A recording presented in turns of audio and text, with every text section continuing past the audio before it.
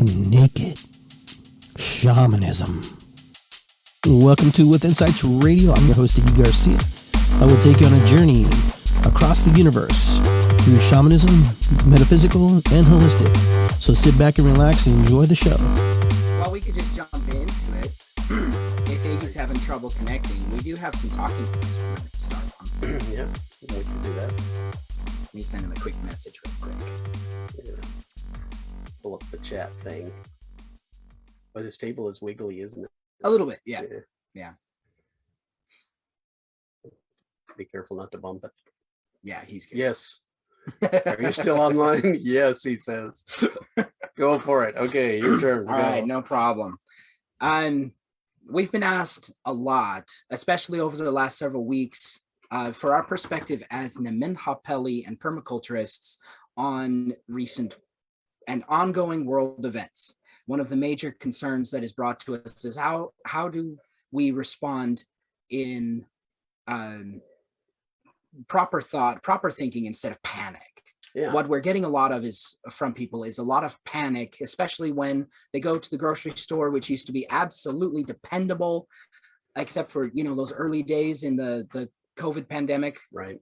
When supplies were gone. And now people are still going into the store looking for things that they are conditioned to being able to buy, always able to buy, always able to purchase, and their shelves are bare. And the stores continue to reassure us that supplies are coming. It's just slow.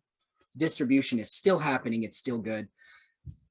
But the underlying constraints, the underlying constraints on distribution leave everyone on edge, especially people who are dependent on the global distribution lines, the global resources, who make no food of their own, especially people with personalized, specialized diets, who depend on exotic foods that don't grow locally, that they have to import in, such as chia seeds and some of the tropical fruits and the vegetables and other nuts that don't grow here. They have to get those from outside the country.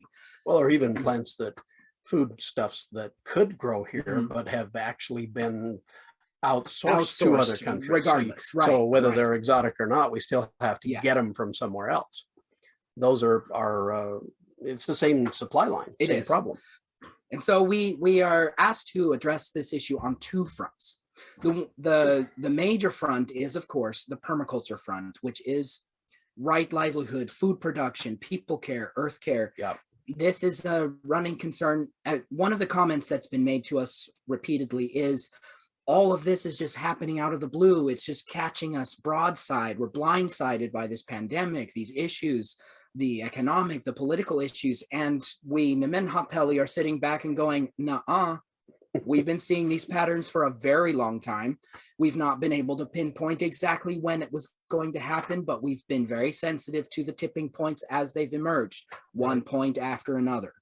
This is it, and the fact that we have been aware of these things going to be happening does not make it easier to address how we feel about it, or how difficult it is to get people to change or consider changing some of the patterns of behavior that have led to their efforts, their stress, and their constrictions in time of crisis. So the other front that we take on this is the psychological, the emotional front. Now, this is where Nemenha ideology, Nemenha spirituality kind of butts heads with a lot of the mainstream ideas out there. And that is that we Nemenha do not agree with detaching ourselves from our negative emotions. Right. The crisis produces many elements of fear, anxiety, apprehension, uncertainty, insecurity. These are issues that everybody's dealing with, especially with an ongoing war across the sea that was not provoked. There are people who are split. Should we be more involved with the war? Should we not be involved at all? And what's that going to do to the supply line? The reality is that we have to break it down even further, because a person going to work every day here in the US and going home, cooking their food, can contribute about that much to what's going on overseas. It takes bigger powers, it takes bigger organizations to make any positive impact on the atrocities that are happening over there. So what we have to do, because we are Nemenha, is we have to take things down into the home and hearth. So we can do here. What we can do here, what we can do now. And I got to tell you, for anybody who has their mind fixated on elevating themselves beyond the physical necessities of life and living and happiness, they should just sign off right now. Ascension. They should ascend. Because nothing I'm going to say will actually be relevant to them. They should ascend right off the Facebook thing. They should click the button, and because it's not gonna work for them. Click the button. Explain that. Explain that. Yeah, there's a reason for that. In the Nemenha ideology, we believe in a concept that we call entanglement. We don't believe in a detachment of oneself from the natural forces, the natural elements, whether that is a physical stimulus from our environment or a psychological stimulus that triggers an emotional response. Yeah. We Nemenha believe in immersing ourselves in nature, inside and outside. True Nemenha shamanism involves a deep, abiding love of nature because we're as much immersed in it as we can possibly be. Right. Which is why many of us anchor ourselves with the ancient spirituality of the Nemenha in conjunction with permaculture.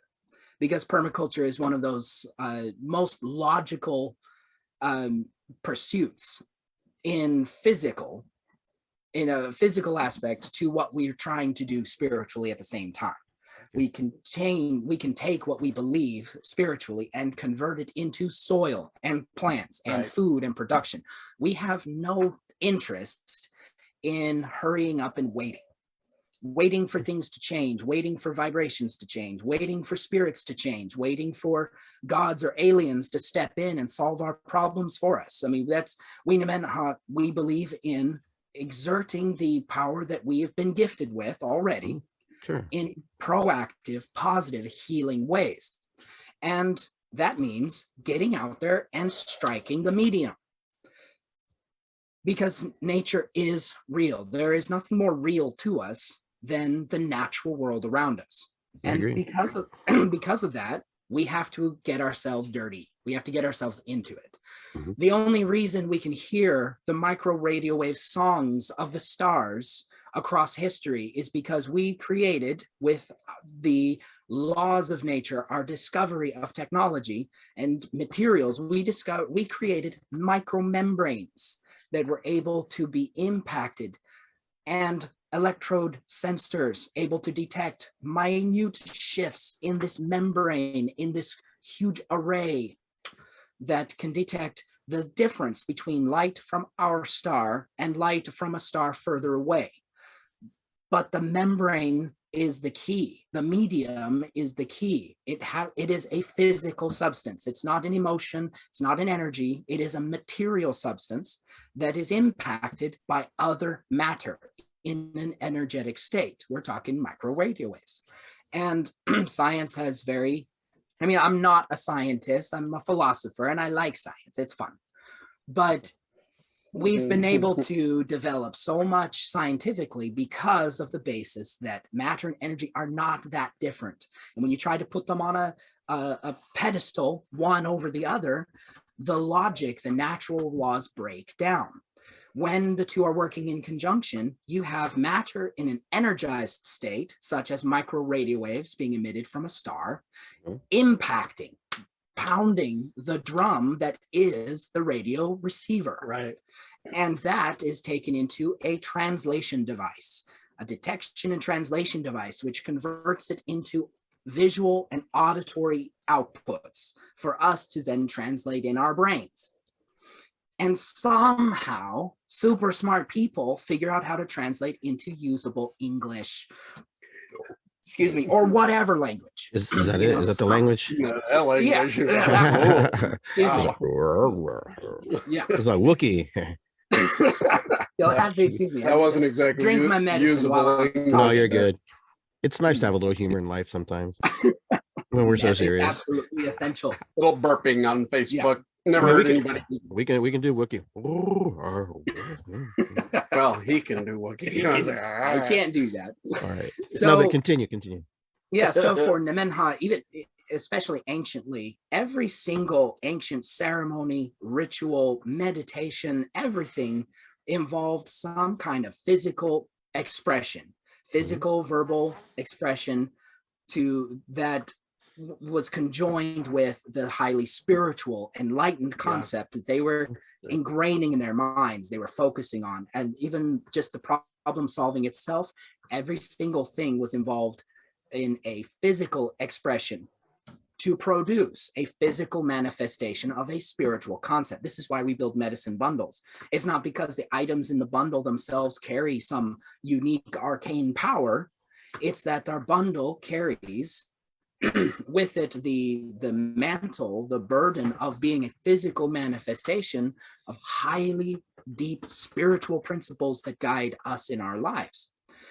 Right. We believe that thought and intention alone is just the first piece of the puzzle. It's just the blueprint. But until you actually put your hands in the dirt, until you actually start moving matter with your matter, nothing itself will change. This includes healing.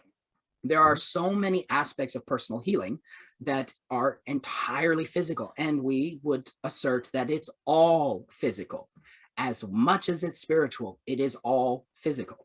So when you engage in a deep spiritual meditation to enhance the healing powers of your body, it's not your thoughts that are healing your body. It's all the cells that have been spurred into powerful action by your focused intention. But it's still the cells doing the work. They're still getting their hands dirty in the cellular matrix to pull things together, allocate resources. Still striking the medium. Yeah, still striking the medium. When you move nature must move. It's built that way. It has to. There's no way it can't.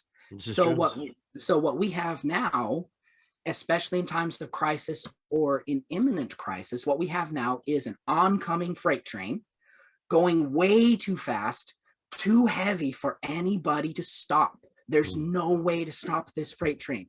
Whatever that is, conceptually, it doesn't matter. It's a freight train. We all feel it, whether we can see it or not. We can all feel this freight train coming towards our little town, our little hamlet, our village, our city. It doesn't matter.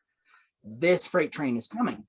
And for those of us with the cognizance, we've been seeing it coming for a very long time. Our ancestors have been warning us of some of these things for a very long time, thousands of years even. And they warn us about these things because it was important for them to know of things heading their way. And if they could, they wanted to help us prepare for things heading our way. So knowing the freight train is coming and detaching yourself from the train saves who? Saves what? Detaching yourself from the stress or the angst, the fear of the train. You know you can't stop. How does that solve the problem? The ancients had many ways to go about addressing this particular problem. And the ways that they did it was, one of the ways they did it is to bury themselves in the problem. Take that emotional response to the physical stimuli or the existential stimuli. This could have been just conceptual. It would not even necessarily a war across the sea, but it could have been the rumor of war or the messages from the north saying that it's getting colder there, or from another place where it's getting hotter and it's harder to grow things. You know, these messages, rumors moving into the village.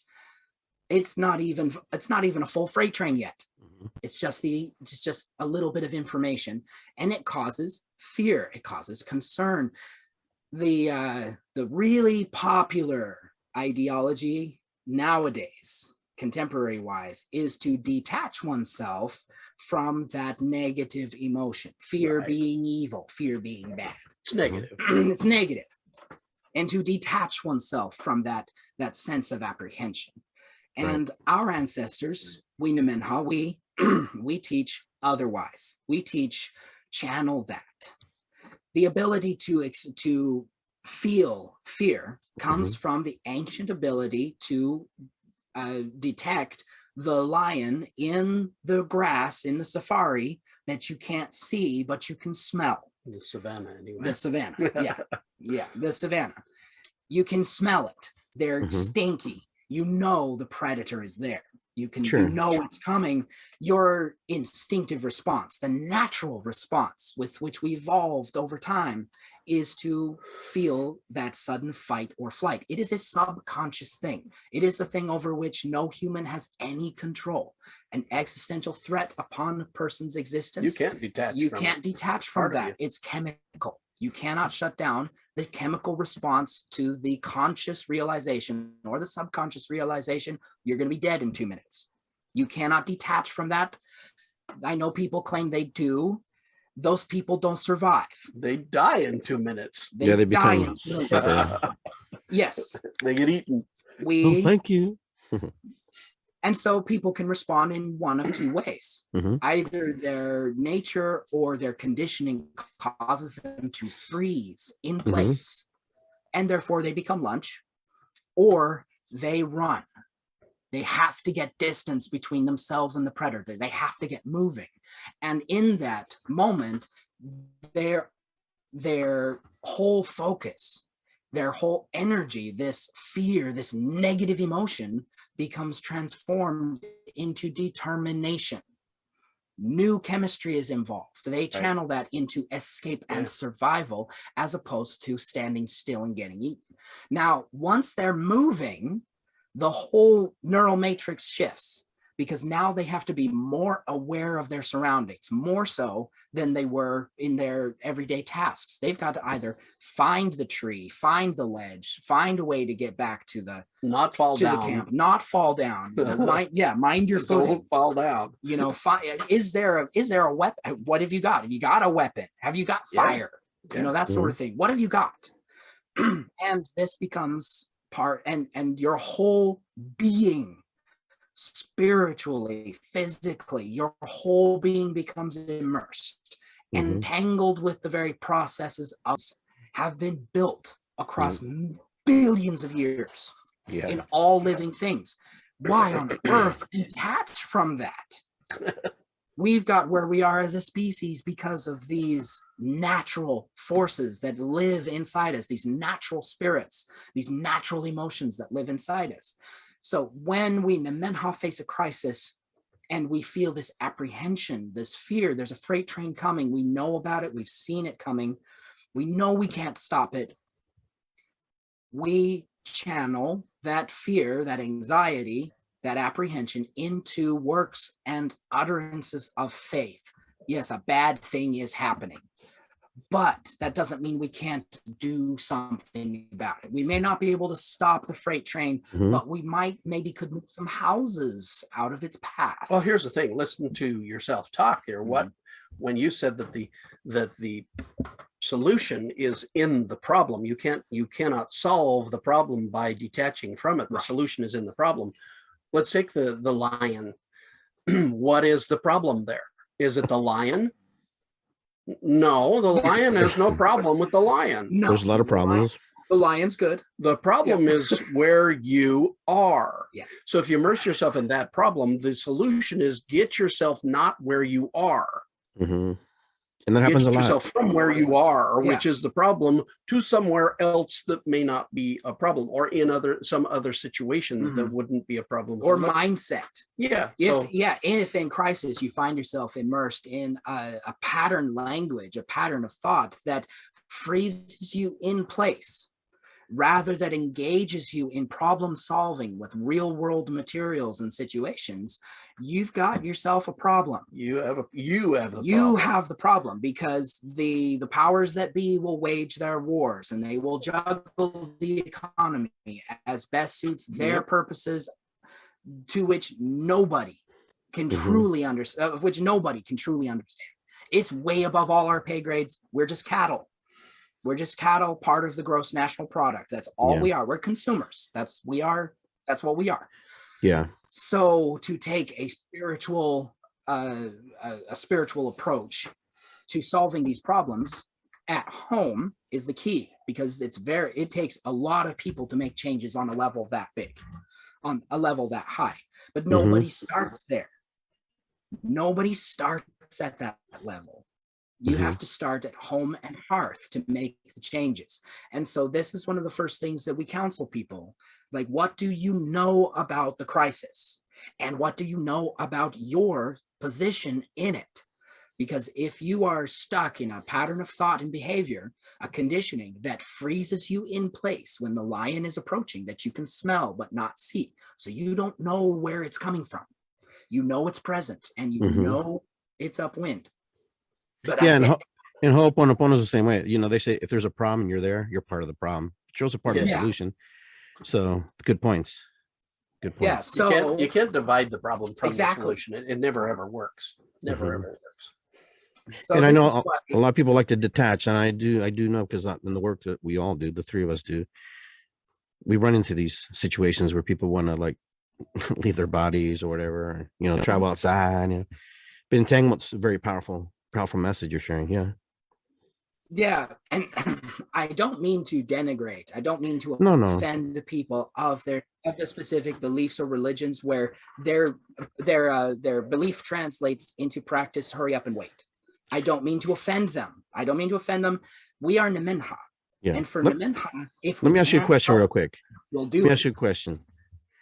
So I don't mean to interrupt you, but hey, it's your call, man. Can he do that? No. So would you say that we live in a very different time where the lion is not necessarily in our particular place where we live? There really aren't lions, but there's other types of metaphors for lions. Oh yeah. Now, you know, you go to Africa and stuff, there's all kinds of stuff that will eat you. I mean, there's things that will eat you here too, but you have to be, like you said, you have to be cognitive of where you're at. Right. But a lot of things that we run into is that people have a lot of emotional struggles and you know, stuff with how to cope with life, like what's going on in life. And that's their lion, I guess. Yeah. And, you know, so I mean, I have a real personal anxiety lately, and that is that I've decided in my retirement that I want to be a real part-time healer and more of a half-time, three-quarter-time potter. The trouble is, to do that and make it worth your time, you have to buy clay. Yeah. Now, lately, we've had a terrifically difficult time buying clay. So I talked to my you know, the distribution people, the people that bring us clay, or the people we order clay from, and I say, hey, what's up with the clay? Why can't we get the clay? And they say, well, we have the clay.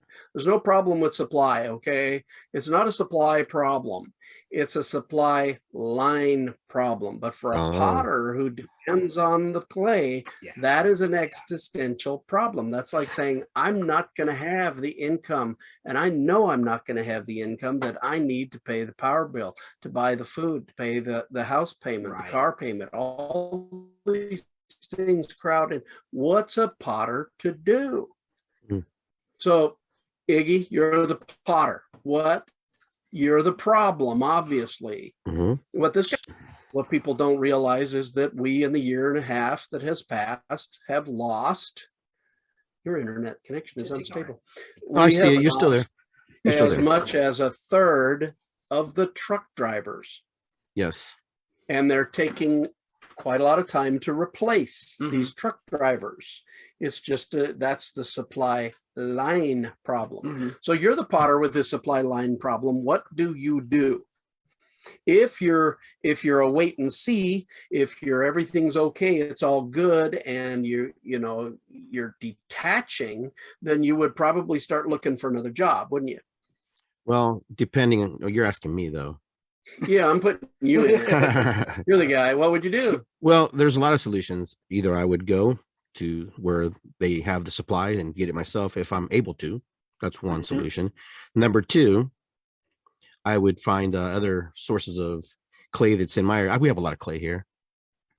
And, you know, maybe we're able to use clay from the soil and learn how to process it. Not everybody will do that, but this is just how I think. Hypothetical. Yeah. Hypothetical. This is the mind of Iggy here, Absolutely. thinking. So I would try to find the solution, especially if something that's very important and something that's, for my income and it's going to feed my family. I will do just about anything to figure that solution out. And that's the key, isn't it? It's do. You will look at the problem, how the problem affects you, and take yourself into a different place. What Joshua and I did in this situation is we went out and we found a source of clay that is a mile away. We will have free clay.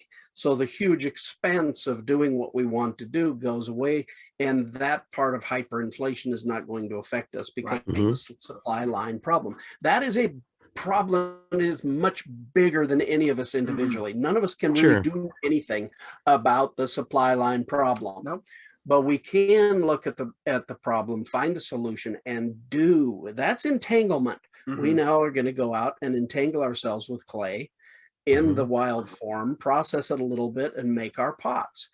And that is a better solution than waiting for another relief check from the government or just breathing deep and letting it pass over us. Yeah. That's what Jonathan Wellamotkin here is trying to express. It's difficult to convey in a way that people will actually take seriously, because when you get on the social media and you get the metaphysical self-help panels and forums, and I've seen thousands of books on Amazon on this very subject. It's all to the clarion call of just detach from what makes you uncomfortable. Don't let that negative emotion from the negative emotions. Don't give it space. Yeah, that's what people are doing. And survival in a serious crisis, survival demands other. Ascension will allow it. Yeah, go ahead. But physical, natural survival of yourself, survival of your loved ones, survival of your community or your nation, which doesn't get to ascend with you. It's, these are very natural physical things, temporal, worldly things. Yes. For us, Nemenha, that is the most sacred aspect of creation, is this relationship we have with ourselves, with our families, with our communities, our societies, and then the earth itself, all tied in together into one huge relationship. A complex entanglement of relationships. The deeper we can immerse ourselves into that energetic and material entanglement, the more keen we are, the more aware we are of the situations that are arising, the patterns that unfold around us. This is why I mentioned from the beginning, is that people do comment to us, like so much of this stuff has hit us. We've been blindsided by all this, especially distribution lines and stuff like that. And we're going, no, we haven't. Not really. You and I were talking about this very thing when you were 18 years old. Yeah. I mean, we're talking a long time, half your life ago. But then the next discourse that follows with people is, well, when? Yeah. When is it going to happen? That's not useful if you can't tell me when I need to be prepared. And that's where psychics and shamans get themselves all screwed up and upside down with people. Is because they try to ascertain when. Right. And we've refused to do it as Nemenha Philosophy, as shaman, with all of our spiritual gifts. And yes, I'm bragging because I'm entitled. He is entitled. But I'm a millennial. Okay, I'll get away with it. My title's in my truck. Let me go get it. Your title. No, I get what you're saying. I get what you're saying because I'm a different type of shaman. So I'm from Peru, to teach you stuff. It's all about relationship with everything you're in. You talked about that earlier. Yeah. And when I work with my students, I make them connect with nature. Everybody's waiting for the drum. Like, when are we going to drum? No, that's not how it starts. You go out to the tree, you meet the tree, and you sit with the tree. And if you can't do that, see you later. Yeah. Oh, I'm serious. I mean, that's how it is. It's that simple. It boils down to, it's an element I was describing to my kids and to one of my students about the bundle ceremony. So in the Nemenha custom, we have our bundle opening ceremonies, and especially when we meet together in a group, everybody who has one will bring their sacred bundle with them, and we will all open our bundles as the facilitator is leading the assembly. But I pointed this out to my student. She's getting herself prepared and getting a small group of friends and family prepared for a Unipi gathering, a bundle opening gathering, just to have the ceremony and then share things amongst themselves. And she was struggling with the idea that she had to create some kind of liturgy to proclaim to everybody there. Right. And I reminded her that it's not about what she can instruct them to do. It was about her speaking the things that all the objects in her medicine bundle represent. Right. And her target audience is not the group. Her audience, the people to whom she's actually addressing, are the ancestors. Right. The gods, the great spirits, all of those heavenly beings with whom she has to do in her sacred ministry. Those are the people she's addressing. And then when she's done with that ceremony, she will pass a physical object, a sacred pipe or a smudge bowl or a smudge stick or incense of some kind. She will pass it from herself to somebody else. Now, she has used that item in ceremony many times by this point. Her intention, her will, and her physical material is infused into this physical object. Yes. She then passes that on to somebody else. That person makes a physical connection. It's entanglement. Entangling themselves with what she just did. Oh, yeah. But it goes further because the instruction then follows. It's not a mimicry of what they heard. They take the sacred object used in her ceremony, and they will make their professions, their proclamations of faith based in their own spiritual understanding with the same object. So we Nemenha, usually we have a set of prayers that we follow, but everyone says these prayers differently. Yeah. We have this pattern, these points. We represent these points differently. Each of us do. So when when the facilitator takes that object and hands it to somebody, that becomes a connection between the core ceremony that for which they were all gathering anyway, but not only that, but that person's underlying core beliefs and values, the good things that occupy them, even if it's a totally different religion than the facilitator. But they take that object and they make those sacred expressions of good, faithful things, Thanksgiving things, and that even no matter how different, ties in spiritually and tangles with the original ceremony, and it continues in the circle in this way until, regardless of creed and culture, ethnicity, or religions, everybody in the circle has become of one heart and one mind, all things in common, all relations, because they have all done the same thing, but they're different peoples. Yes. But when peoples can come together to do a sacred thing in spite of all their differences or because of all their differences, then you have powerful entanglement that occurs. One thing that is absolutely necessary in times of crisis or preparation for crisis or preparation for change in general is people. Yeah. So that's one of the first things to take into account when a person is suffering from existential terror of a threat, a conceptual threat upon their status in life or their position or their physical health. First thing that we ask them to do is take an account of where they come from, what they want to do with themselves, where they're going, and then who are their people? Who are the people in their community? Who's their tribe? Who constitutes their medicine circle? Who constitutes their hoop? They need to start building a medicine wheel even before they put their hands on a sacred object. What forms the foundation of it? Instantly getting them engaged in a constructive activity begins easing the apprehension. it begins channeling it in the very same mechanisms that allowed a person to flee the lion or the tiger and take that fight or flight and transform it into the energy of escape and survival. We have the capacity, especially as shamans, to help people do exactly the same thing on a home and hearth level with a threat they can feel, but not necessarily see.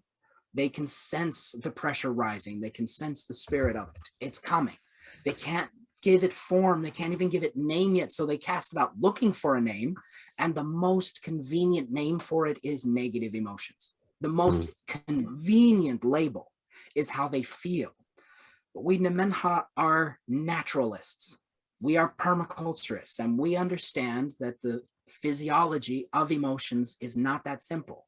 An emotion is a neurochemical and energetic response to a physical or psychological stimulus. The emotion is not the end of the story. How you feel should be a compass towards what's actually happening. It shouldn't be the end. It shouldn't be the focus. Your feeling is not the happening. Your feeling is a net result of the happening. This needs to be understood. Yeah. This is what we're trying to teach people. And this is why I say people of any number of ideologies or religions or beliefs that will detach themselves, that believe that is what is necessary, to detach themselves from these uncomfortable, unpleasant things of nature, will find nothing useful in what we're saying, nothing useful in what we're teaching, or the teachings of our ancestors, or the shamanism that we teach. It's like you said, you want to be a shaman in your tradition. Before they touch the drum, you want them to go connect with a tree. Well, what does that mean? That's crazy. That's dumb. If they're not going to do it, then they're not going to connect with nature, right? Well, they're not going to connect with you. One. Oh, they're not gonna connect, you know. They're not going to. See, most people go into this work because they want to help others, but yet they're helping themselves. Right. Yeah. So the point is to find your center through nature, and nature will heal you in the best way she knows. And if you can't sit by the side of the road and look at a tree because you're embarrassed because someone's, because the chemicals and the compound. Yeah. But but I got better. I just let everybody go. You can go into nature. You can go to the park now. You don't have to stand in front of a tree. They made me stand out by the road. All right, so yeah. But that's my point. And then when you get to the mushrooms, you find the mushrooms, you find the animals, the birds, and all the things. Because I've had people say, "Hey, wow, I didn't know it was going to be like this." But that's the whole premise. Pachamama is like the whole core of shamanism, that you connect when you start ingesting ayahuasca and stuff like that. You don't do it for a trip. You do it because you want to connect with Pachamama at a race car pace. I mean, because that's what happens. And it's all about connections. It's all about the entanglement you're talking about. It's all about knowing who you are. Yeah. Outside of all this other 3D entanglement you're in that you don't think you're in, because you're meditating and you're going off into space, or wherever you're going. Yeah, we try to leave to leave our body sometimes. We try to leave and disconnect. Like you said, we try to go in a place. But even in meditation, it's entangling with the great mystery and listening. That's why you say you never ask. There is no real detachment anyway. Yeah. No, The idea, the English translation, the word detachment that we use does not mean anything compared or connected with what those people in those ancient beliefs did. Oh, no, it's completely different. It does not connect at all. Detachment does not actually mean do nothing. It means do a dang lot. It's not like taking the trailer off your truck. No, right. We're detached now, but patch it back. It's all good. Somebody stop the trailer. It's rolling down the hill. Yeah, the way that detachment is used nowadays, especially in the modern self-help, especially in the new age self-help genres and contemporary Just New shoot Age me self-help now. is synonymous with what psychiatrists refer to as dissociation. Dissociation. That's right. Dissociation, if taken too far, can be a very unhealthy thing. And so this is why you're in your survival situations, or even just in preparation for change. And so some of the accounts in our ancient history, our people's ancient history, had less to do with the freight train of destruction and chaos, and more to do with the subtle but imminent change of the environment. Right.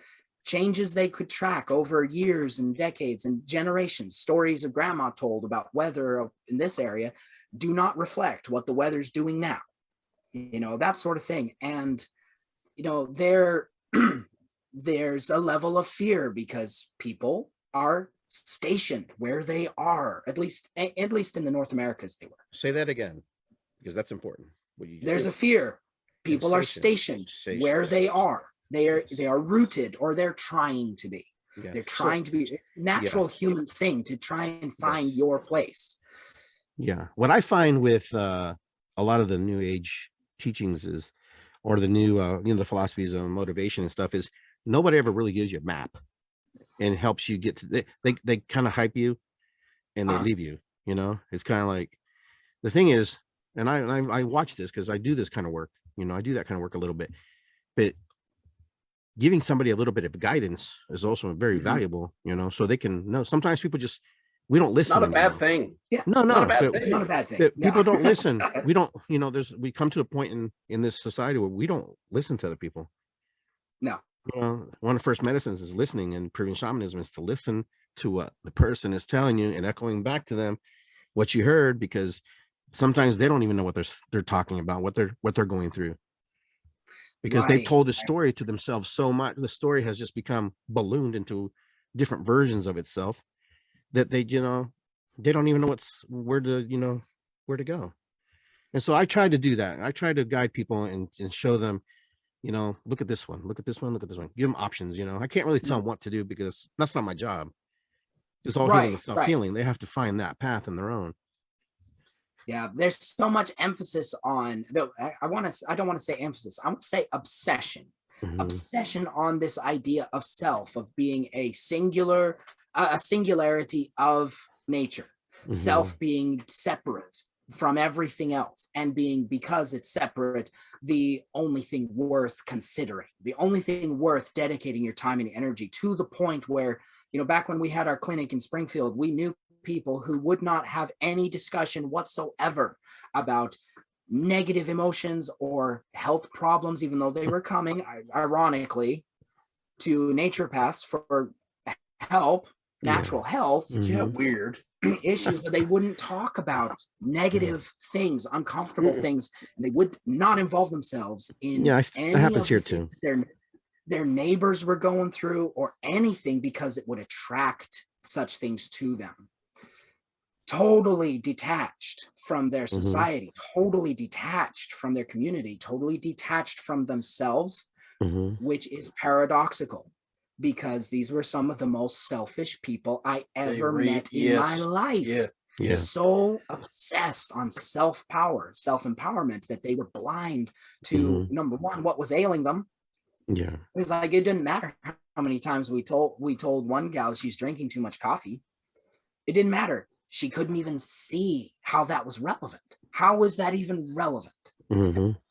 But she was drinking too much coffee. She was essentially tanning her intestines, literally, with the coffee she was drinking. But because her intentions were right, or were set, and her vibrations were set, and her attention, her focus was totally keen on self-empowerment and manifestation, she couldn't even comprehend what it was we were trying to tell her. Ultimately, we weren't able to help her. Right. Ultimately, she ended up in the hospital. Right. Because her gut shut down. Yeah.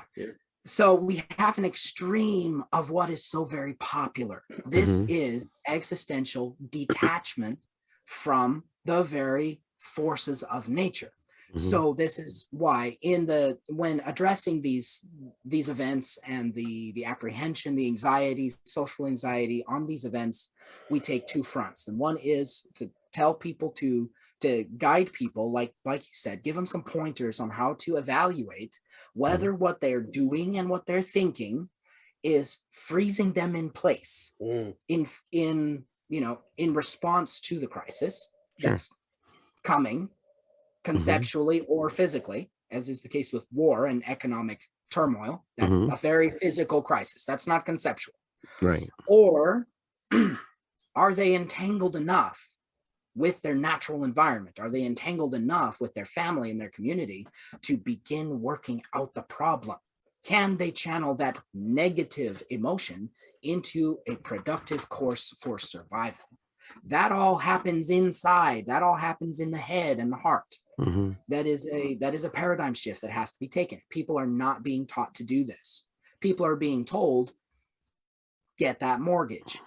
People are being told, buy the car, get the credit card, rely on Walmart. Amazon will be able to deliver to you with drones, no matter what it is you need, no matter what it is you want. And look, they even have their own delivery trucks now because the postal service is struggling. So Amazon steps in. They will take care of you. Facebook will never lie to you. Your politicians actually care about you. And they don't lie ever. And they never lie. They never lie. No. We're all drunk here, if that's true. Problem solving, critical thinking is removed from the public psyche. Yes. It's removed from the equation by a massive emphasis on self. And that produces the perfect feedlot. It produces the perfect energy consumer and goods producer. In a perfectly industrialized social construct. That's what the global economy is a feedlot. It's a feedlot. And they will consume regardless. Oh yeah, totally. It doesn't matter if it's $10, $5, or 15 or 20. They'll consume it. Absolutely. They must. They have no choice. So when an individual is locked into the exact same idea, the exact same processes on a spiritual level, as they are locked in on their social economic level, it spells it's a recipe for absolute collapse crisis, in emergency, or in the threat of crisis, in the imminence of crisis. It begins laying the groundworks for absolute collapse. Because there aren't any of the mechanisms, any of the tools in place that allowed tribes, clans, or entire peoples to address the concerns of their environment, make necessary changes, and thrive, or relocate, do the same, and thrive. So there are definite patterns there, and that's what we try to get people to see. But it feels like beating our heads against a brick wall because we're not noisy. And the rest of the world says, ignore all of that. As long as you feel good, everything is okay. How do you feel about that? How do you feel about that? And if that gives you fear, why should you feel afraid? You shouldn't be afraid. Why do you feel like that? You just separate from that fear, separate from that stress and that anxiety. Never mind that it's a natural process. It's a natural response to something your subconscious mind has already determined actually constitutes a potential threat upon your existence.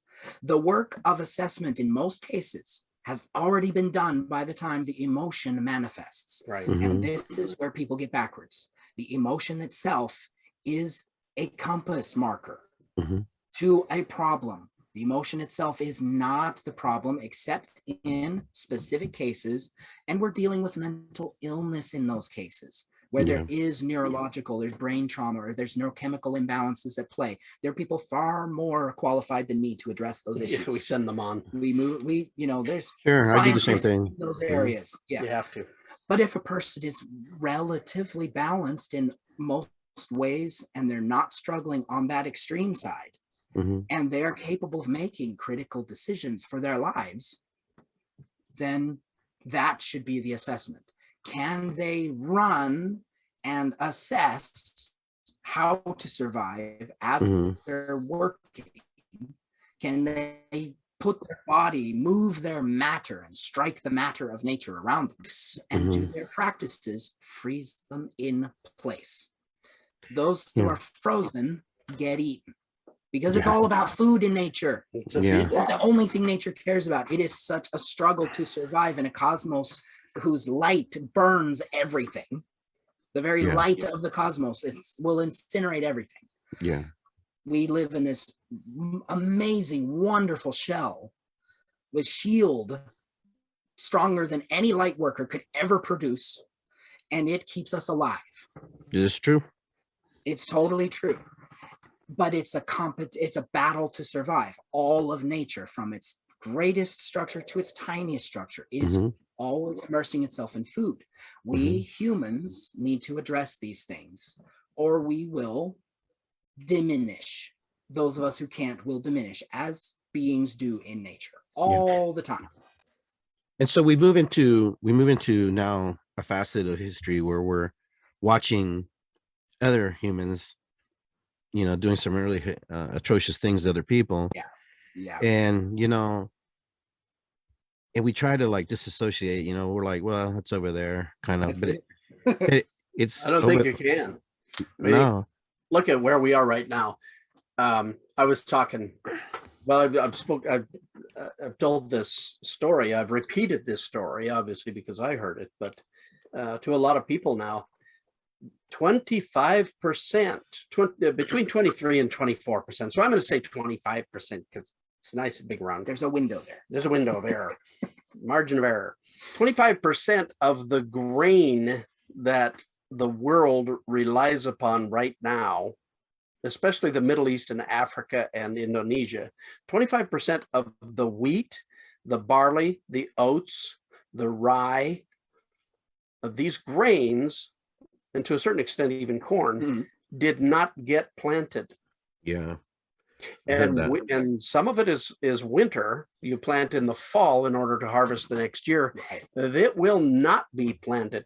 In Ukraine is the breadbasket of Western Europe, and the Middle East and Africa. When you combine what isn't coming out of Russia because of the inability to ship, that's what a lot of the sanctions are doing, is they can't get that grain that they planted this year that will be harvestable and shippable. They can't put it onto ships.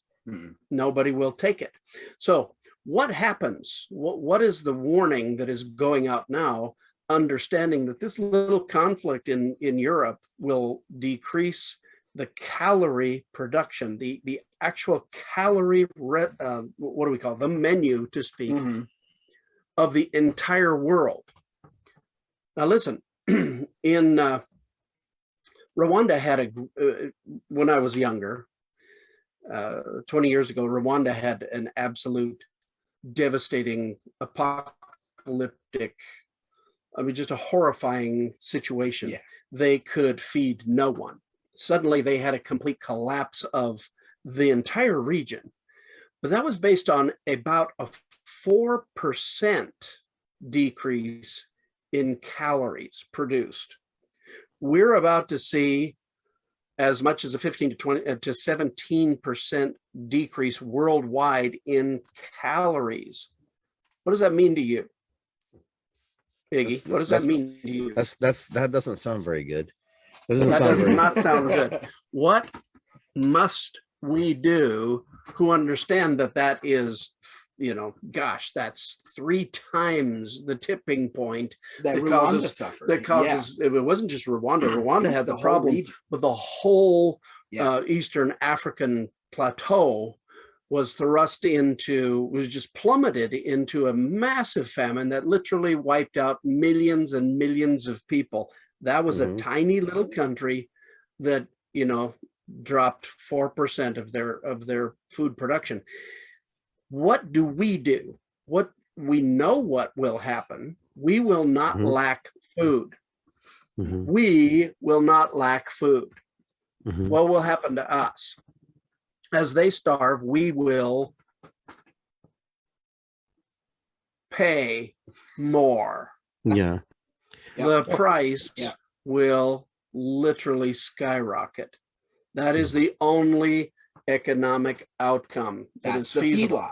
We live in a feedlot. We are the cattle in a feedlot. we will be fed because we're more important than them. We have a more productive economy. We can buy our convenience. They can't. Yeah. And plus, we strip them of their natural, things that they grew to begin with, and we brought invasive species in there and taught them how to, We've done a lot of things. Yeah. And because we have the capacity to buy our convenience. And we buy our convenience. You're right. You're absolutely right. It will be dear. Yeah. Those of us who can't afford that can just tough it, right? So what percentage of the American people are going to be able to afford that? No, it will be economically devastating. Yeah. So here again, we have no problem understanding the problem. We are intellectual enough to identify what the problem is. What is the problem? Think of the lion. Think of the freight train. The supply lines.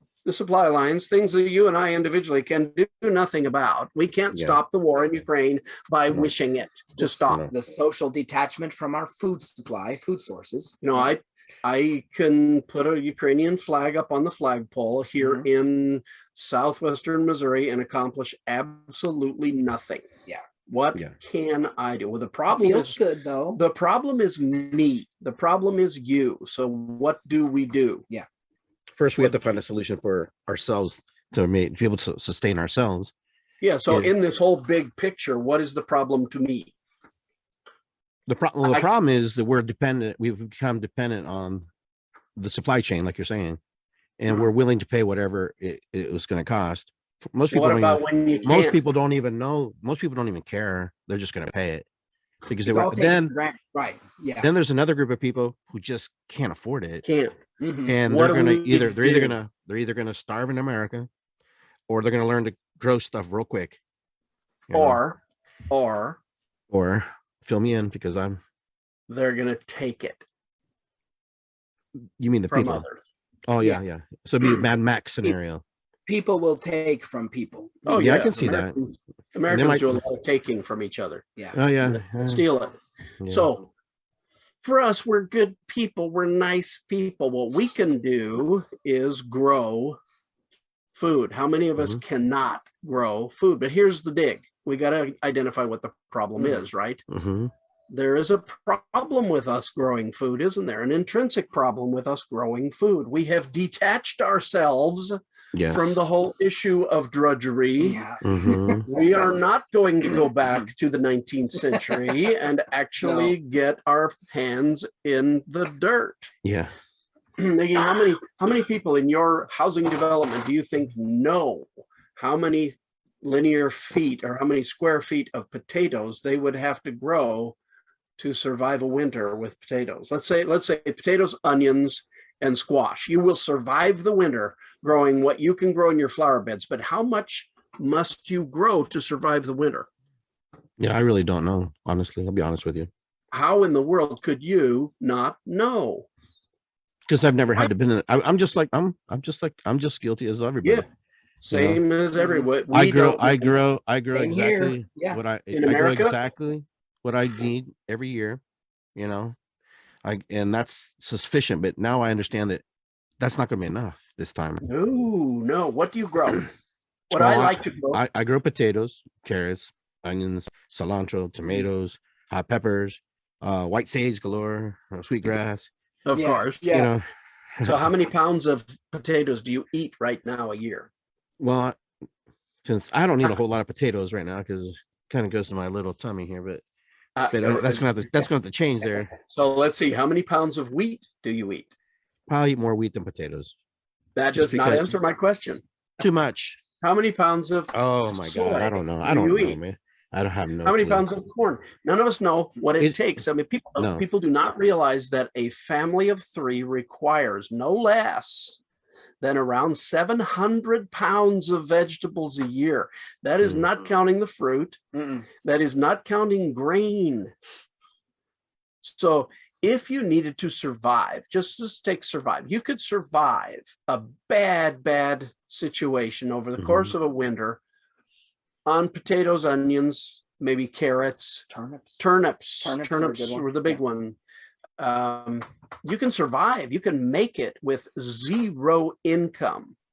but every single person in your family would have to have 100 running feet, 100 square feet of potatoes. I probably need more. That's every person. So in your family, how many people are there? Well, there's 3 of us. 300 square feet of potatoes in your garden. And that's not including the dog and the cat, you know.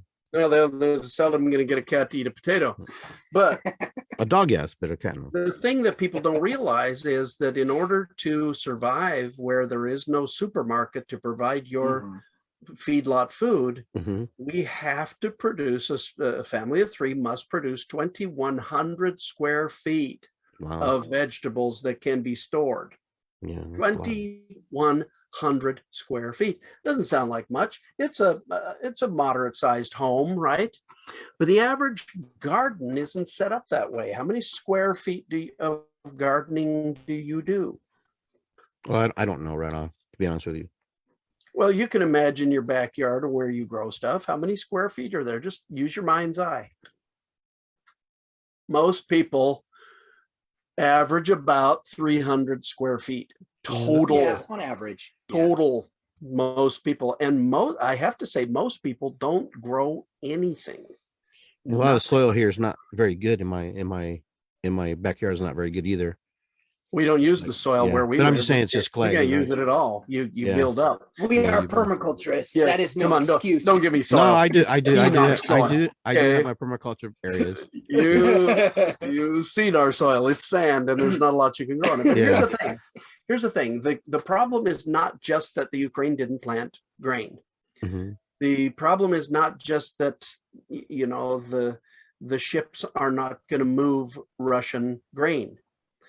The problem is not that at all. The problem is us. The problem is that we require the trough, and the trough must be filled for us, and we will pay for our convenience.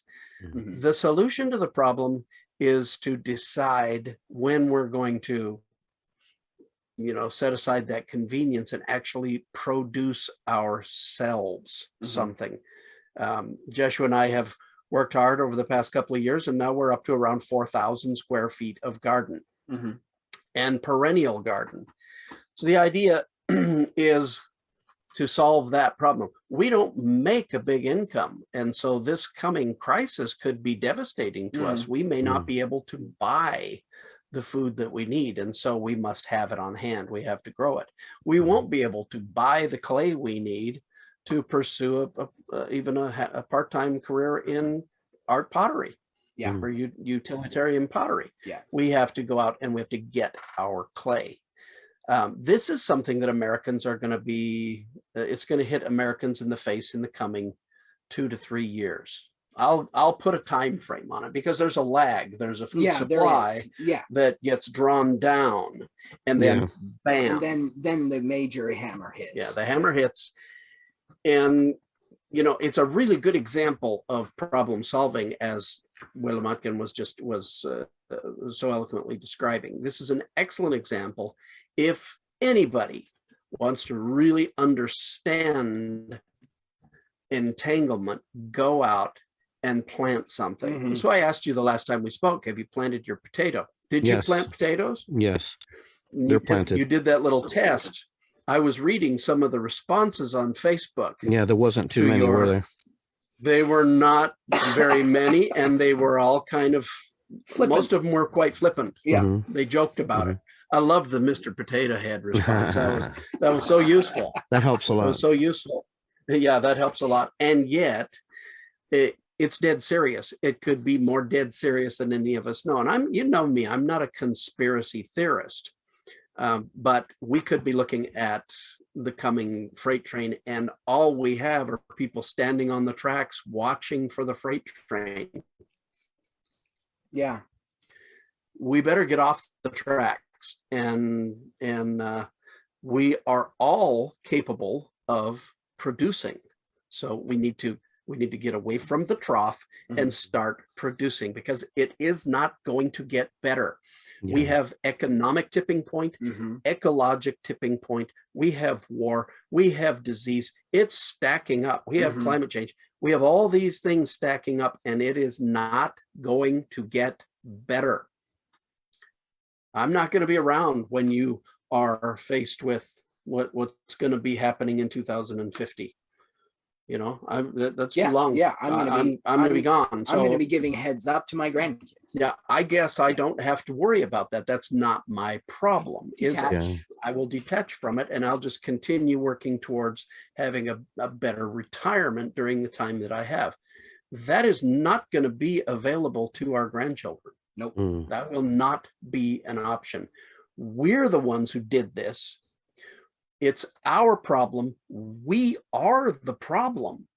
We, after all, are the cattle. And in a feedlot, the only thing that really matters is the cattle. It's the only thing that makes any money. Everything else costs. Yep. So that's my message for today as a permaculturist, is that there will be no future without humans becoming producers again. Becoming humans instead of cattle. Yeah. Yeah, we've been cattle for a long time. Since the first railroad was built, Yeah. it changed everything. Watch when massive the amounts history. amounts of resources could be moved to places that did not naturally contain these resources, when it was convenient, and we would not consider it convenient in our day.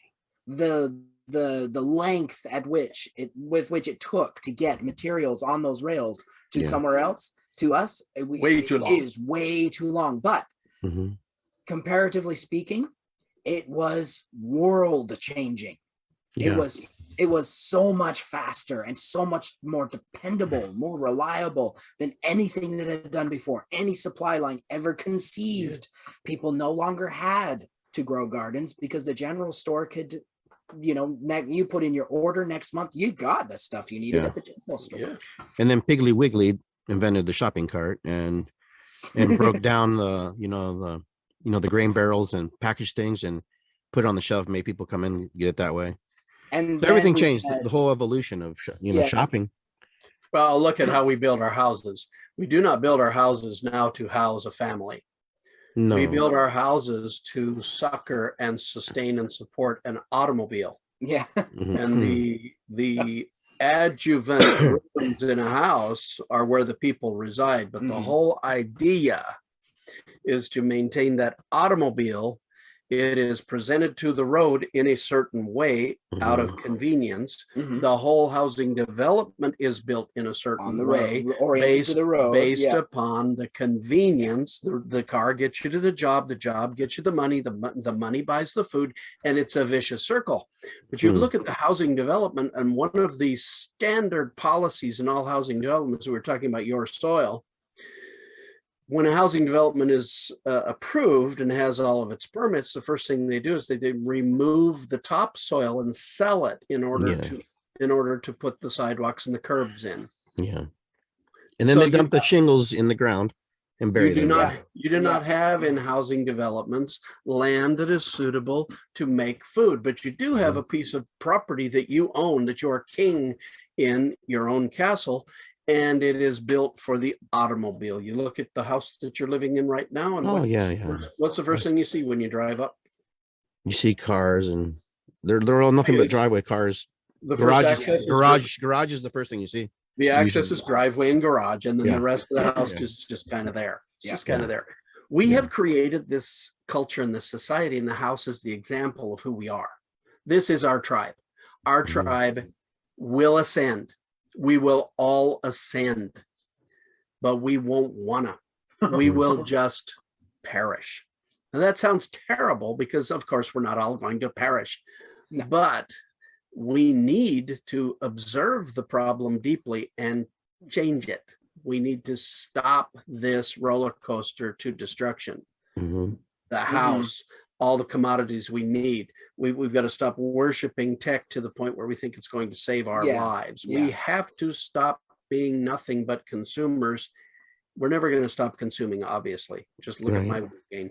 But we have to also start being producers. If we can't bring ourselves to be producers again in our particular society in America, a lot of Americans are going to ascend when they ought not to have. That's my message. Grow potatoes. Yeah. That's the other. Yeah, that's the other front. I mentioned physical front. Yeah, I mentioned the two fronts with which we approach these particular issues. The one is the psychological, the spiritual, and the other is purely physical, practical. And purely physical, practical always boils down to food. Now, well, it boils down to certain necessary things. It's food, the hierarchy of needs. It's food, it's shelter, it's clothing, it's fuel, it's automobile. And then you start getting into, well, it's conveyance, right? Whether it's horse or whether it's a goat buggy or whatever. And then you can start getting into more luxury cultural items, like having the time to sit down and read a book. But that's way after you've addressed the hierarchy of needs. Mm-hmm. Food is the major hierarchy of need, and then shelter is second. Yeah. We don't produce any of that for ourselves. We rely on the labor of others, the productivity of others, to provide us with these most important things. We need to come back from that. We need to disabuse ourselves to a certain degree, at least to some measurable degree, from the consumer society. We're looking at the failure of global economy and global supply lines. Every single one of us are an example of that. When we talk to people who are saying, no, we have plenty of that. The feed store, we have plenty of materials for you. We just can't get them to you because the truckers died. Well, Iggy, what killed the truckers? Yeah. A third of the truckers died in the last year and a half. I'm going to assume that it was probably COVID. It was COVID. Yeah. COVID killed a third of the truckers. On the average, 2% of the truckers die each year because it's a lot. It's a big death toll because they generally are really, really large guys who never move their bodies. Yeah. I mean, yeah. And they die from the consequent effects of that kind of lifestyle. So it's 2% is a real high death rate for that profession, but they manage the training of new truckers to make up for that, right? Yeah. It could not do it in the last year and a half, and that is a big portion of our stateside supply line problem. They can't get the materials to us because of the lack of truckers. Now, will the truckers stop dying to that degree? Well, possibly to some degree. Until the pandemic slows down, until we don't have variants that keeps hitting great big fat and smoking and drinking and eating all kinds of everything and never moving their bodies. Truckers. Well, sitting in a chair will kill you faster than anything. So. Oh yeah, I know it does. Just sitting there is just a nightmare. We're going to continue to see that, and so that piece of the supply line problem will not be solved by government. Maybe the ships sitting out off the coast, maybe that will be solved by, governmental process, but the truckers can't, nobody can snap their fingers and make truckers appear. No. So your future, like looking into, like forecasting a little bit into the future. I know you're not a fortune teller or anything like that. Oh, but, yes, just your vision of what you're seeing. Do you see like America, we'll just use America as an example. Since a lot of people don't have the skills, pretty much what we're talking about, the skills to maintain or take care of themselves because they let others do it for them. Do you see where there's going to be a serious problem in the future if things don't change? There's no way. It will be a problem. The patterns are evident. Yeah, our society is not sustainable. We are already faced with tipping points. There is no coming back from it. The climate thing we can't fix in our lifetime. Nothing we can do now will change what our grandchildren must suffer because of what we have done. Nothing that we can do will turn it around.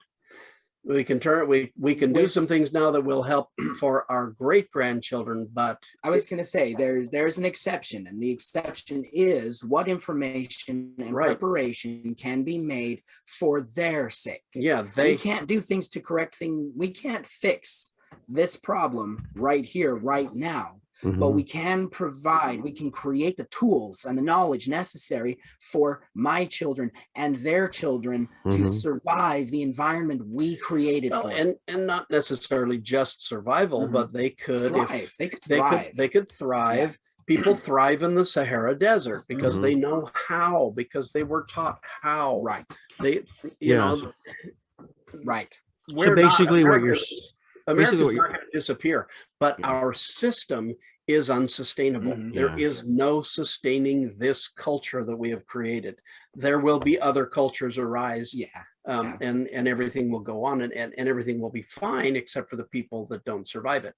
Yeah. I think it's not going to be great for the elderly, and Mhm. it's No. not going to be No. great for the, obviously it's not going to be great for the coastlines. Mm-mm. What do you do? Yeah. I'm sorry, you have to move now. It's already happening in Miami. Any of the high density populations where the majority of the population are living in tenements and apartments and condos without the means to produce anything What for can they themselves, produce? Yeah. they'll evacuate. They'll leave those Yeah. high concentration zones because they can't provide for themselves. Yeah, we're gonna witness. You and I are still, you're younger than I am, but you and I are gonna witness things the likes of which no one in the last 3 generations have. Mhm. That we're going to see things that we thought were impossible to see in our lifetimes. That's my crystal ball talking. Okay. We will see those things, and the degree to which we make it through them with any amount or measure of happiness and prosperity Mhm. depends upon what we decide to produce. Mhm. So basically what you're saying too is the generation of children are, our grandkids not going to see it, but because they're going to have to develop it and fix it themselves and plant it and grow it and reteach. So the next group will be learning a whole different way of living. There has to be an entire generation that does not do what we have done. Yeah. And Yeah. then that generation, That's what it would take. that generation must produce a generation that will rebuild.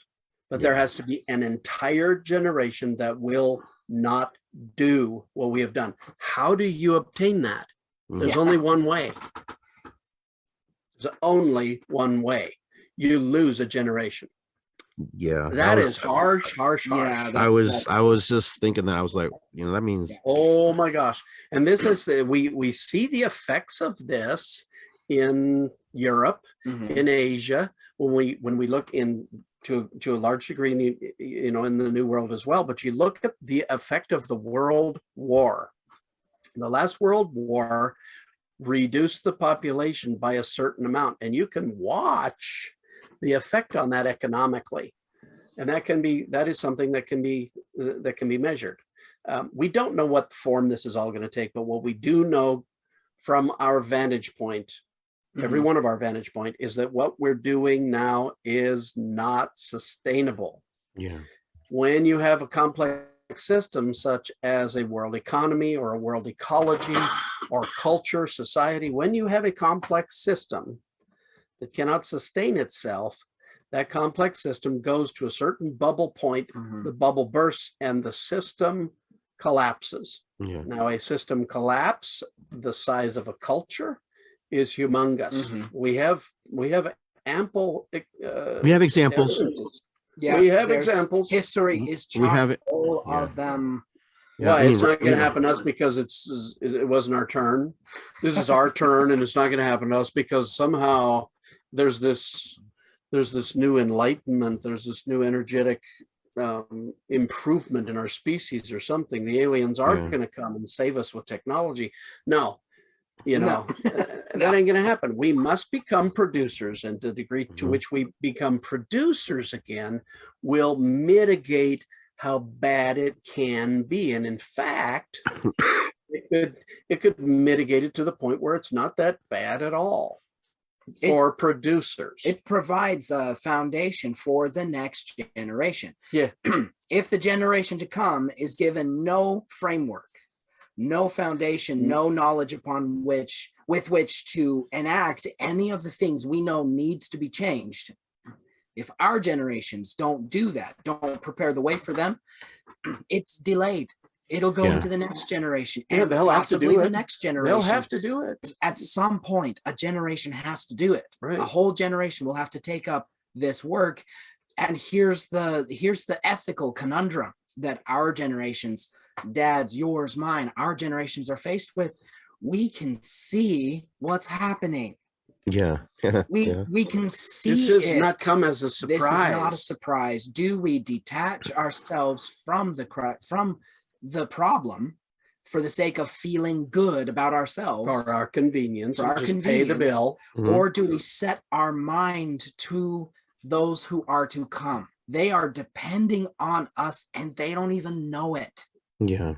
They are depending on us to Yeah. provide something for them Look, that they're absolutely going to need to thrive in the Yeah. world that we built for them. who's going to teach them about that stuff? Because literally half the population of our country don't give two shits. That's Right.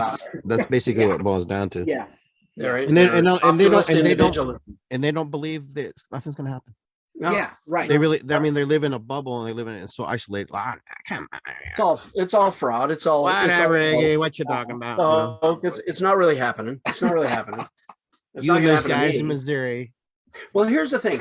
In Missouri, as it happens where we sit right now, global warming will affect us by about 5% of the state gross state product. Yeah. So in other words, Missouri will not be affected at all. It will be as if it never happened. Mhm. Global warming by 2050. But you look at the same situation in Florida, and Florida will be a third the size it is right now. Yeah.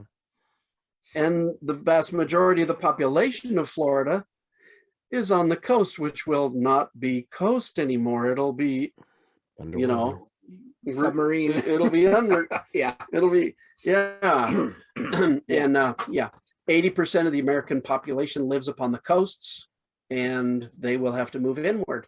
This we know. This has happened before. Oh, yeah. We know all about this.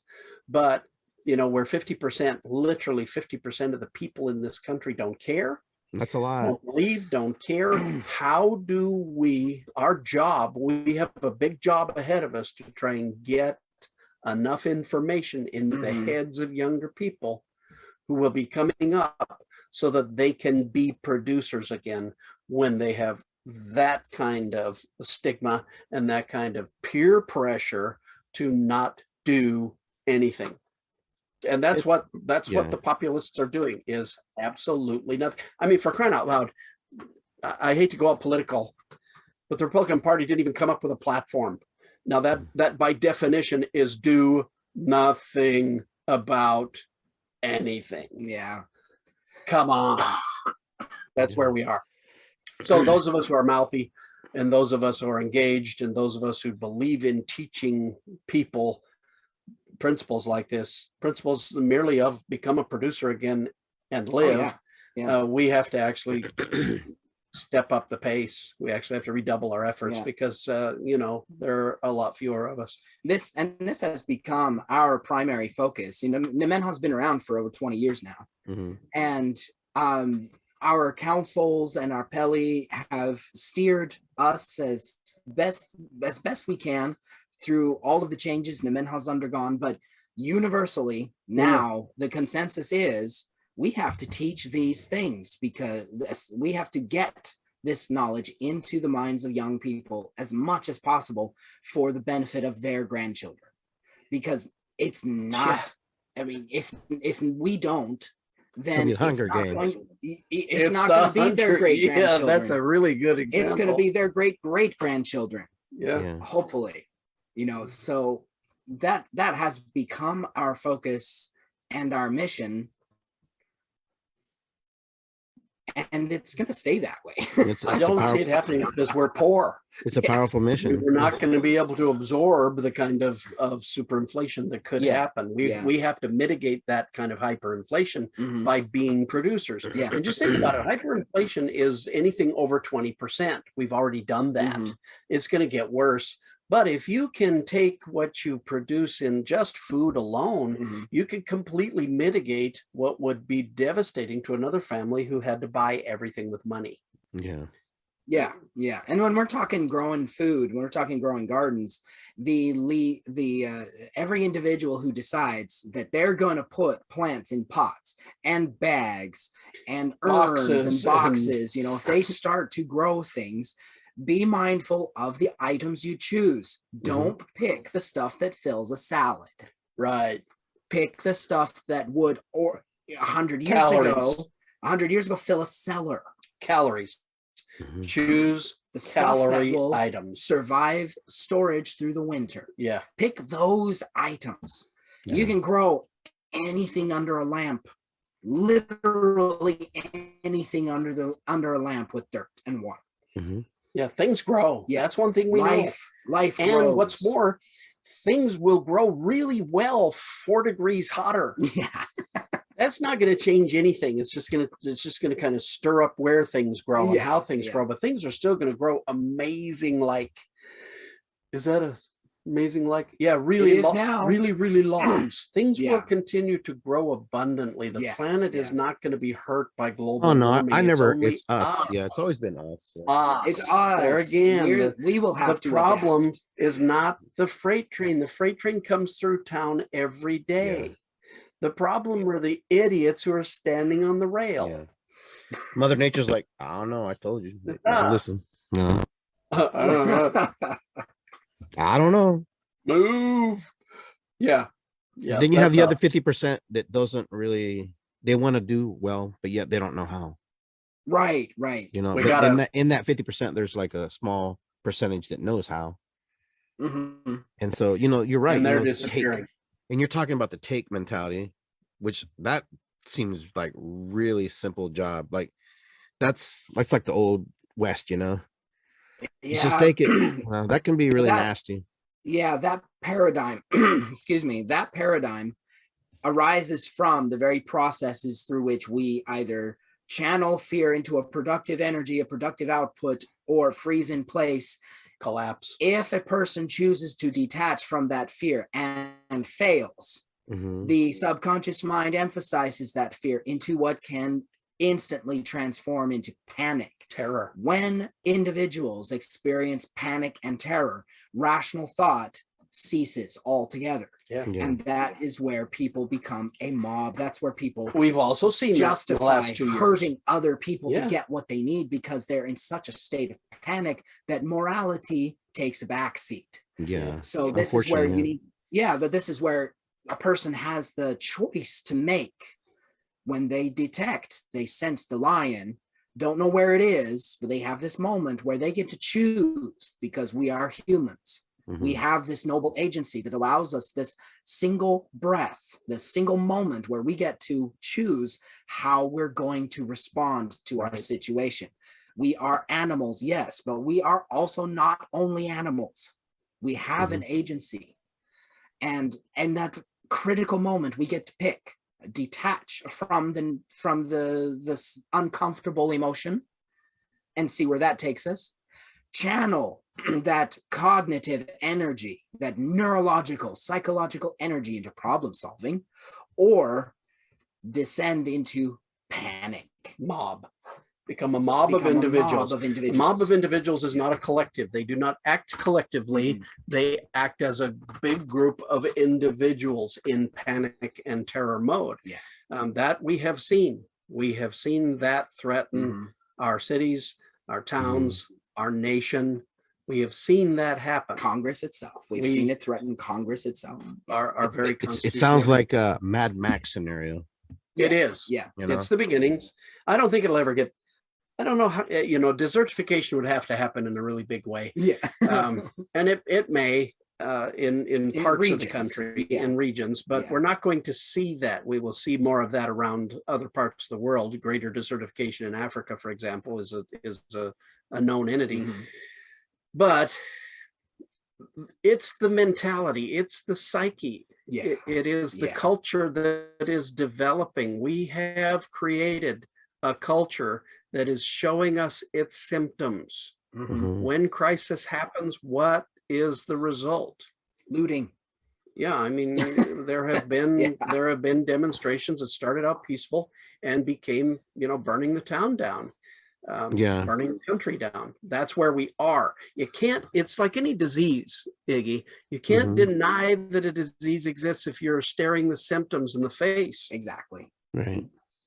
Well, you can, but you ascend. Yeah. There I go. There he goes. What is it on ghost? No, I'm not gonna. No. We're good. All We have right. a new favorite show we're watching. What are you watching? Ghosts. Oh That's a yeah, that's a comedy. good show. On Yeah, it's pretty. I've Paramount seen it. Plus. Yeah. I It's funny. absolutely love that show. The It's so good. one-liners. Oh my gosh. Yeah. Don't get me started. Yeah, But anyway, I watch Doctor Who and the Titans right now. awesome. I love them both. Him and Doctor Who. Yeah. Yeah. So we have some serious things coming our way, and there are ways to mitigate. Permaculture is the best possible plan to mitigate the issue of teaching people how to produce, because it's not just a collection of gardening techniques. Yeah, it's not. Yeah, It is a culture that requires you to make good, or to do critical decision making, to observe, to entangle. It speaks of and teaches of complex systems in a reliable manner. yeah. And it's easy for anybody to understand. So we're focusing on that. We're really concentrating on that, getting our demonstration site finished so that the ceremonial center here is a place to teach the healing of the earth, and everything else we do in the Nemenha. So we're giving it a try. There's going to be a lot more opportunity for people to come here, but also we're going to be filming stuff. Yeah. Cool. So we're making the concentrated effort. We're not the only people in the world doing this. Permaculture is only a kind of an unknown thing In the U.S. in the United States. It's really getting hot out there in the rest of the world. So, Yeah. teaching is being done and will continue to be done. But you're not going to find this in the public schools. A government school will not teach this material. No, they want you to pick A, B, or C on the shelf. Oh yeah. It's a feedlot. It's a and feedlot. That's And it's absolutely practically the same thing, so it's like, you want this rice-a-roni or this rice-a-roni or this labeled off rice-a-roni? Right, exactly. Yeah, we were looking for, what was it we were looking for? There used to be a lot of choice, and there's like 2. I was looking for mac and cheese. Mac and cheese. I was looking for mac and cheese. Wonderful. And I was accustomed. Wonderful food. My kids love mac and cheese. Oh yeah. And every once in a while I'll get it for them. I usually try to provide healthier dishes when they're with me on the weekends, but every once in a while it's like, a cheesy pasta is just really good. Yeah. And I am accustomed to being able to go to the shelf and see a selection which can preoccupy me for 2 or 3 minutes. Yeah. I'm used to that. And I was there the other day and it was like, 1, it's regular, it's yellow, it's overpriced because it's craft. Yeah. And I'm going, What the heck? okay. Yeah. Put it in So the cart. what about water resources? Water's tricky, especially if you're in a city. Yeah, water.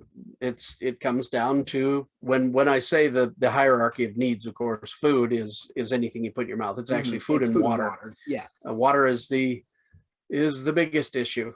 Depends on where you are in the country. Up in Ohio, for example, you will have more water. That's global warming will bring you more water. Global warming will bring us a little bit less, but we'll have it at different times of the year, which will be more. I mean, we will actually be able to grow more because of global warming. We put ourselves in the right place because we have been thinking about this for 20 years. Yeah. So if you can see that far ahead, you can make some plans. But yeah, water is going to be a huge issue, mainly because of the infrastructure problems. The fact that 80% of people live on the coasts, and that the groundwater will be encroached upon by salt water. Yeah. So all new infrastructure. I mean, but they're moving out of town anyway, right? So why not build new infrastructure? And this is an element in our teaching at present, is that we're not focused on teaching people how to survive in the city. Because there's nothing about the big city that is sustainable in an ecological crisis like what we're foreseeing. If you're worried about survival, that's not the place to survive. What we are focusing on are the tools, the skills, the wisdom, the critical thing, the ability to critically analyze and adapt to your situation wherever you land. Yeah. Those are the tools you need. Or if you remain in the city, you've got to produce that which will give you a greater income or Mhm. offset the loss of income so that you can continue to buy. Yes. Yeah. There are those two routes to take when it comes to hyperinflation and dependency on the supply line. Either you reduce your dependency by removing yourself from a location that is hyper dependent, or keep your location and offset your dependence with whatever you can produce on site. Yeah. Now, where you live in Ohio, for example, you live in Columbus, which gets how many inches of rain? We get quite a bit. It's pretty Yeah, sustainable. you get more than we do. Yeah. You get quite a bit more than we. We've had more rain this spring than we've ever had. Yeah, you get pretty close to what Seattle gets. Oddly, that's a ton. We get rain tomorrow. Yeah, we're getting rain today. But you can use your roof to collect enough water to provide your personal water needs for the whole year. It's just a matter of having the right gear. Yeah, yeah. You know, water is, when it comes out of the sky like it does in your town, wow, that's a lot easier. Now you're talking New Mexico, there may not be any. Yeah. There may be nothing that anybody can do. But look, if anybody is... People have thrived in the desert. Look at in Jordan. Now, most of Jordan is below sea level. Most of Jordan is below the Dead Sea. And most of Jordan's agricultural lands became fused with salt water.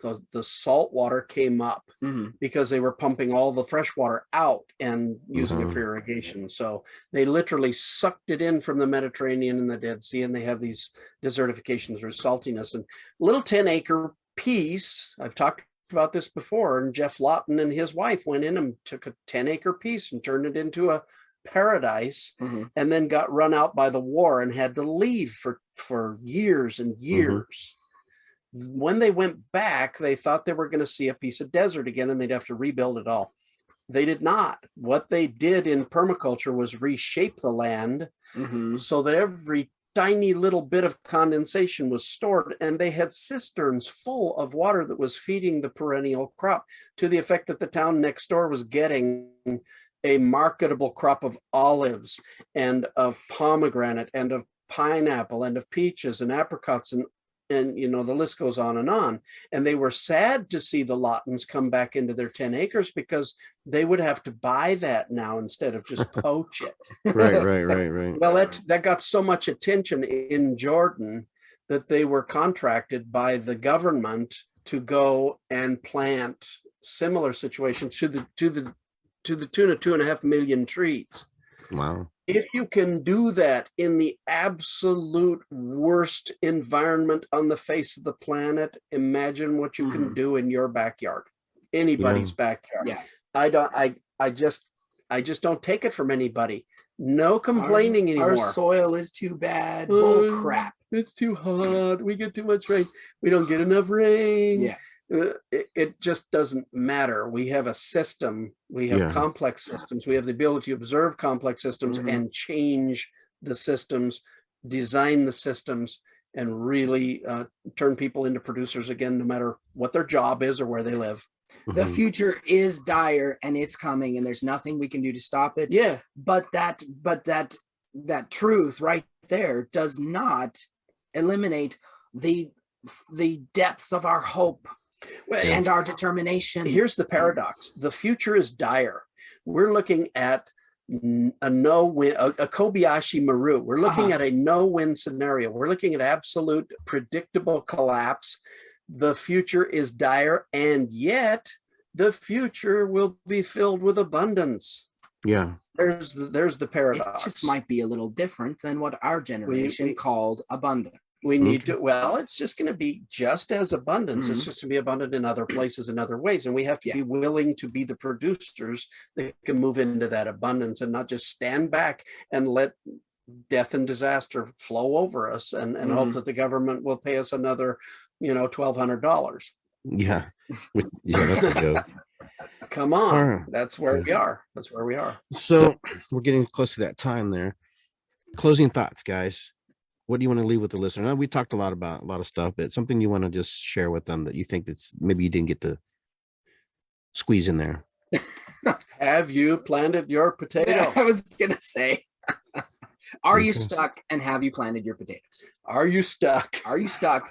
frozen in place. Make sure you're not frozen. Make sure you're not place. frozen. Ideologically, spiritually, psychologically, don't be frozen in place. There, you can't stand there on the Yeah. tracks, Iggy. No. You got to get off the tracks. 'Cause that Nemenha.org. Nemenha.org, right? They Yeah. can reach Yeah.